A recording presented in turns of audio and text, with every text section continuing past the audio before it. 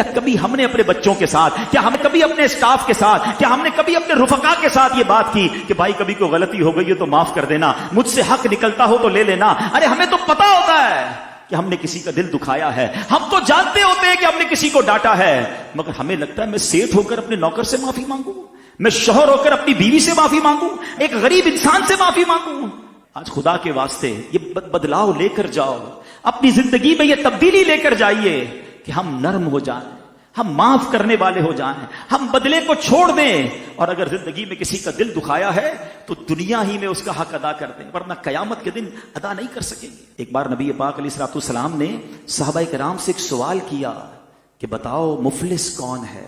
حدیث کا خلاصہ ہے۔ اب میں یہی سوال آپ سے کروں کہ پور کون ہے، مفلس کون ہے؟ آپ بھی یہی جواب دیں گے، جس کے پاس پیسے نہیں وہ مفلس ہے۔ صحابہ نے بھی یہی رپلائی دیا، مگر نبی پاک نے جو اس کی انٹرپریٹیشن کی نا، امیزنگ۔ سنو، آقا فرماتے ہیں مفلس میری امت میں وہ ہے جو قیامت کے دن نماز، روزے اور زکوٰۃ لے کر آیا، اور یوں آیا، یعنی اس حال میں آیا کہ اسے گالی دی، اس پر تہمت لگائی، اس کا مال کھایا، اس کا خون بہایا، اسے مارا، یعنی اتنے سارے ظلم کر کے آیا ہے، لیکن روزے بھی ہیں، نمازیں بھی ہیں، زکوٰۃ بھی ہے، حج بھی ہے۔ اے سنو حاجیوں، اے روزہ داروں، نمازیوں، سنو، اگر دل ٹوٹ رہے ہیں، حق دبایا جا رہا ہے، حق تلفی ہو رہی ہے، لوگ آپ سے پریشان ہیں، آقا فرماتے آئے گا اس حال میں کہ نیکیاں بڑی ہیں مگر لوگوں کا دل بھی دکھایا ہے، مال بھی دبایا ہے، خون بھی بہایا ہے۔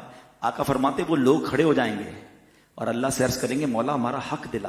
اچھا، اس قیامت کے دن پیسوں کا تو بیپار نہیں ہوگا نا کہ کسی سے 5 لاکھ لیے ہوئے تو قیامت کے دن چیک بنا کے اسے دے دیں گے، اب نیکیوں کا کاروبار ہوگا، یعنی اب اس شخص کو، بندے کو اپنی نیکیاں دینی پڑ جائیں گی مظلوموں کو۔ حدیث میں آتا ہے ساری نیکیاں ختم ہو جائیں گی، حق لینے والے ختم نہیں ہوں گے، پھر کیا ہوگا؟ اب ان مظلوموں کے گناہ اس کے سر ڈالے جائیں گے، اور آخر کار فرمایا کہ اسے آگ میں پھینک دیا جائے گا، بیکاز لوگوں کے دل دکھائے ہوں گے، حق تلفی کی ہوگی۔ تو اے میرے پیارے اسلامی بھائیوں، یقیناً ہمیں نمازی بننا ہے، ہمیں روزے بھی رکھنے ہیں، ہمیں حج بھی کرنے ہیں، زکاتیں بھی دینی بہت ضروری، یہ فرائض ہیں، مگر حقوق العباد کو دیکھیے۔ اگر آپ نے کسی سے کوئی دشمنی رکھی ہوئی ہے، کسی رشتہ دار سے رشتہ داری بلا کسی وجہ شرعی کاٹی ہوئی ہے، کوئی دوستی ختم کی ہوئی ہے، جانا آنا ختم کیا ہوا، تھوڑی سی لائف ہے یار، معافی کر دیں۔ شب قدر ہو، شب برات ہو، آپ جب پڑھتے ہیں کہ یہ مغفرت کی راتیں ہیں، اس پہ ایک لسٹ آتی ہے کہ سب بخشے جائیں گے، حدیثوں میں آتا ہے یہ چند بد نصیب نہیں بخشے جائیں گے، ان سب میں رشتہ داری کاٹنے والا ہوتا ہے۔ یعنی کتنا بڑا گناہ ہے کہ مغفرت کی راتوں میں بھی نہیں بخشا جاتا۔ کم از کم فون کر کے کوئی رشتہ دار ہے، کوئی دوست ہے، یار بس ختم کرو، دل ملا لیتے ہیں، میری طرف سے کوئی برا لگا ہو تو معاف کر دینا۔ اچھا، ہو سکتا ہے آپ میں سے کسی کے ذہن میں خیال آئے کہ یار غلطی تو اس کی تھی، میں معافی کیوں مانگوں؟ کوئی بات نہیں، ہماری میمنی میں ایک جملہ کہتے ہیں نا، جو نمیوں وہ اللہ کے گمیوں۔ آپ جھک جائیے، آپ آگے بڑھ جائیے، ثواب کما لیجئے، دوستی کر لیجئے، پھر دیکھیں انشاءاللہ رب کریم کیسی رحمت فرماتا ہے۔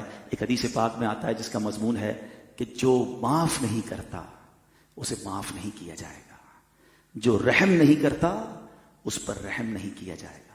ہم معاف کریں اس نیت کے ساتھ کہ اللہ میں نے تیرے بندوں کو معاف کر دیا، اے کریم تو سب سے بڑا معاف کرنے والا ہے، آج تو میرے گناہ معاف کر دے، پھر دیکھیں کیسے رحمت کی نگاہ ہوتی ہے۔